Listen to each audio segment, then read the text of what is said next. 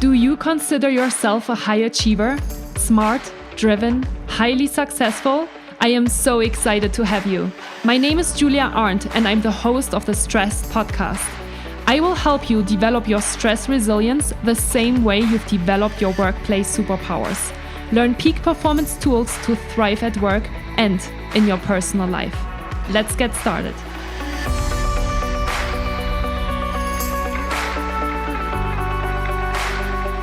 Hello peak performer, welcome back to Stressed, the podcast to develop peak performance tools to thrive at work and in your personal life.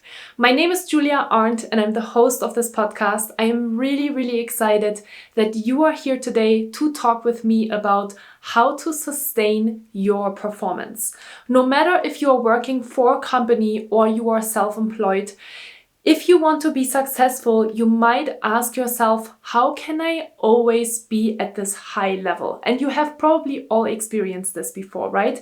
Sometimes we are just in the flow. Sometimes we have a really good couple of days where we just feel like we could just work forever. We're getting a lot of things done and we're feeling really accomplished. But there's also the other side of the coin, right? Sometimes it is really hard to focus. Sometimes it is hard to perform. Sometimes we feel low energy, unmotivated, maybe even frustrated. So the question is, how can you sustain your performance, right? Maybe you have landed your dream job in your dream company and you have worked incredibly hard to get there. But when you're working for a really great company, then oftentimes this company also expects you to perform and to deliver good results on a very regular basis. And sometimes companies even have performance evaluations and regular conversations in place in order to check in with you on your performance, but also to give you feedback on how you have been performing. And that can be a super stressful conversation. The reason why I'm talking about peak performance and the reason why I am so passionate about this subject is because I do truly believe that we have all learned to push our boundaries, to push our energy levels, and to work incredibly hard for the goals that we have. And usually my peak performers are also very successful people. They have landed amazing jobs. They have been really successful with building their own company. They have everything that they want in life. They have a house, they have a car, they have the life that they have always dreamed of. Maybe you are traveling a lot. Whatever it is, you probably have it. But sometimes you ask yourself, okay, so what's next? How am I going to be able to always perform consistently on this level? And how am I going to continue to perform on this level, even on higher levels when you are working for a company and you're looking for a promotion? So this is a really important topic that I want to dive into with you today because I am the creator of the Peak Performance Method. And today I want to dive with you into what I do believe is necessary in order to sustain your performance.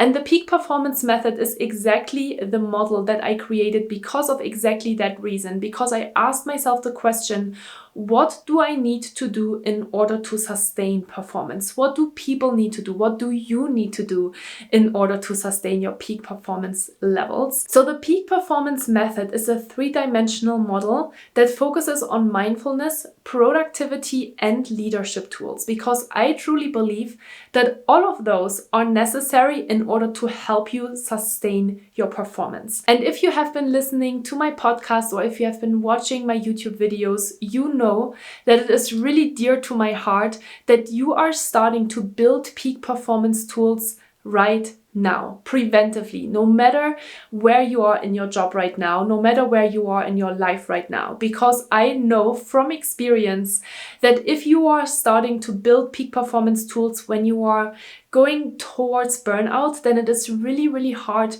to integrate all of these things in your life. And you should be thinking about these things proactively, preventively, in order to build the life that you want. But no matter where you are in your life, of course, you can always learn more, build tools in order to help you thrive in your life and in your job. And so let's dive into the first dimension of the Peak Performance Method. The first dimension of the Peak Performance Method is also called root or understanding yourself, because I believe that it is really important that you understand yourself and that you understand what it is important to you. And that comes to the first thing that I'm teaching in the Peak Performance Method in dimension number 1, which is values. Because sometimes when we are in very competitive environments, no matter if we are in school or at work, or maybe even as an entrepreneur in a very competitive marketplace, we can sometimes lose track of our values.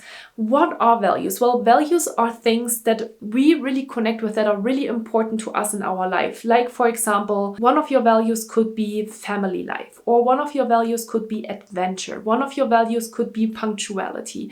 It's basically the things that are really important to your life and that you really connect with. That is something that is almost your intrinsic motivation to keep on going. That explains who you are and where you want to go in your life. Okay, so really important understanding your values. That is the first thing that I'm teaching in the Peak Performance Method. The second part of the first dimension is self-care, and the third one is routines. And they go kind of hand in hand, because when we are extremely busy, when we are working our butts off, sometimes it is really hard to take care of ourselves, / it is really easy to kind of drop that time, our own self-care time first, because we think that that's the easiest thing to cancel off or to postpone from our calendars. But honestly, it is the biggest mistake that I see people make when they're trying to build performance, when they want to be peak performers. So something that you should know and something that you should integrate into your life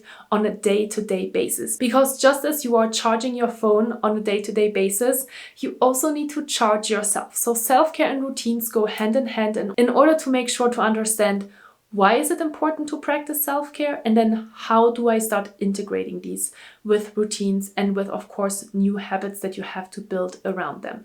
So that is the first dimension, and that really teaches you mindfulness and stress management tools as well. Because when we are working in competitive environments, sometimes we are very focused on the future or on past events, but we are not really in the present moment, because we are always trying to get to that next step, to get to that next level, to always be unhappy with what we have, to always criticize and be frustrated about where we are right now, because we are always looking ahead. And so understanding yourself is also understanding the power of mindfulness. So the second dimension is also called Rise, and it really focuses on how to improve your productivity.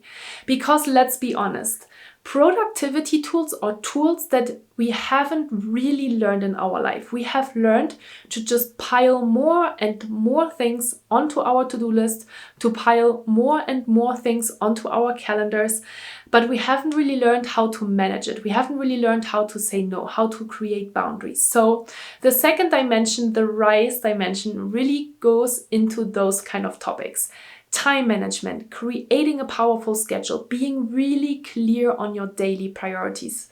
Something that I'm doing on a day-to-day basis, and that has tremendously changed the way how I feel at the end of the day. But also things like setting boundaries, saying no, communicating with people, using vulnerability in the workplace. Those are all really important things that we haven't really learned, but we need to learn them, because if you want to sustain your performance, you need to manage all of these different items. And the way of how I put together the Peak Performance Method is by listening to my clients, by working with over 2,500 people over the last 18 months alone, and really listening to what their problems are. And time management is a huge problem.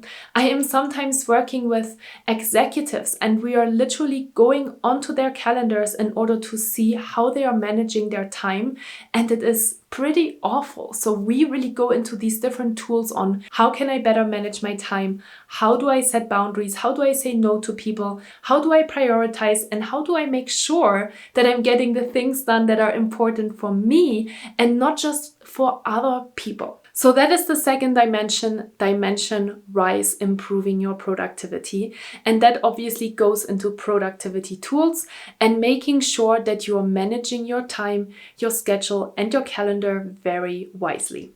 And then finally, the thing that I also believe is really, really important to understand and to dive a little bit deeper into is ourselves. So we have already started that process in dimension number 1, but it doesn't stop there. Of course, it is important to understand how to practice self-care, why it is important to manage your stress levels, how to create routines and habits, but it is also really important and really interesting to dive deeper into our limiting beliefs, into our mindset, and into our emotional intelligence, because emotional intelligence at the end of the day is bringing everything together. It's not just about self-awareness and self-management, but also being able to manage and understand other people, no matter if you are a leader or not. Because at the end of the day, what are we doing when we are working? No matter if we are self-employed or if we're working in a company, we're working with other people. So it is important that we are developing our emotional intelligence skills as well and our leadership skills. And so this is what the third dimension, Conquer, is about. We're diving really deep into your limiting beliefs, into your mindset. What are limiting beliefs? What kind of different mindsets are out there, and how can I shift from one mindset to another mindset in order to help myself get out of negative thought patterns when they come up? So those are all different tools, right? And it would take me hours to go into each and every single one of them. And that is the reason why I started the podcast and my YouTube channel, because all of the different tools that I'm teaching are part of the Peak Performance Method. All of the tools that I'm teaching are there to help you to sustain your peak performance. But today I really wanted to give you an overview of what it means to be successful. What kind of different items do you need to think about? So just to summarize it again and to make sure that you are really clear on what you need to do in order to sustain your performance is to understand yourself, learn peak performance tools to thrive at work, so specific productivity tools. And then finally, it is really important to understand yourself, limiting beliefs, practicing forgiveness is part of that as well, understanding your mindset and understanding how flexible you actually are once you create more awareness around what is currently going on right up here in your head.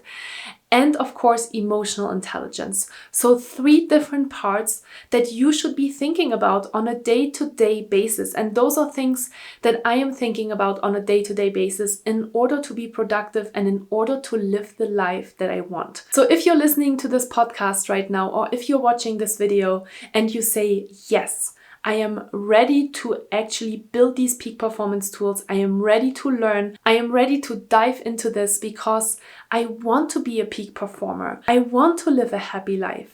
I want to be successful on a consistent basis, and I don't want to experience burnout. I don't want to experience any physical issues because I know that it is important to take care of myself. Then I have a special invitation for you today, because I created the Academy of Peak Performers in order to help you learn all of these different tools. The Academy of Peak Performers is a monthly membership community that you can join in order to get monthly and weekly coaching input from me as your peak performance coach. So what we are doing in the Academy of Peak Performers is that every month we are focusing on one topic, because I do believe that it is extremely important that we are spending a little bit of time on one topic. We can learn so many different things, but the biggest problems that we often make is that we are not getting into action. And that is really the goal of the Academy of Peak Performers. I want you to start to get into action, and the group and I really help you to commit to goals and then stay accountable to what you have said that you are going to test out and try out into your day-to-day. So if you are interested to join the Academy of Peak Performers, we are officially launching on July 22nd, 2020. I am super, super excited about this. So if you want to join the Academy of Peak Performers, you can head over to my website and find all of the information and all of the different questions that you might have about this community. I am super, super excited. I have already pre-launched with my group coaching group that I have started working with in April 2020. So we have already a couple of folks in there.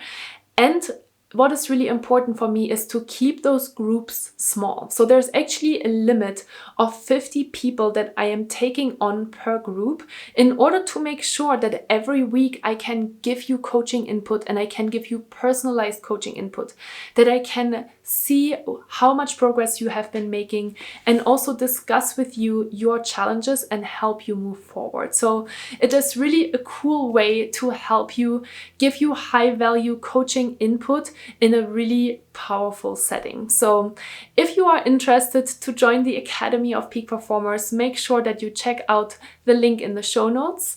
And if you want to learn more about how to sustain your peak performance, of course, you can also head over to my YouTube channel, or you can listen to more podcast episodes in order to learn more about all of these different small items that I have talked about before in order to help you create those peak performance levels. So I hope that you found this episode helpful. I hope that it gave you a little bit of structure of how you should be thinking about your peak performance and how to sustain your performance levels, because I know that that's not easy. I know that sometimes we have amazing times and sometimes we are maybe falling even into a hole and we are having all these negative thoughts and we're feeling burnt out, and it is for a reason, but you can change it. You have the power to really influence how you're feeling on a day-to-day basis when you're following the peak performance method. And I'm really excited as well because we have officially completed the research study on the 10-week program of the peak performance method. And I'm going to share some data and some insights really soon on how much influence, how much power it has when you're starting to integrate all of these different tools into your day-to-day life. So thank you so much for being here today, and if you have any questions, you can always leave them either below this YouTube video down below here, or you can send me an email. You can find all of the contact details in the show notes. So thank you so much. Have a wonderful day, and I hope that I see you really, really soon here again with Gratitude, Julia.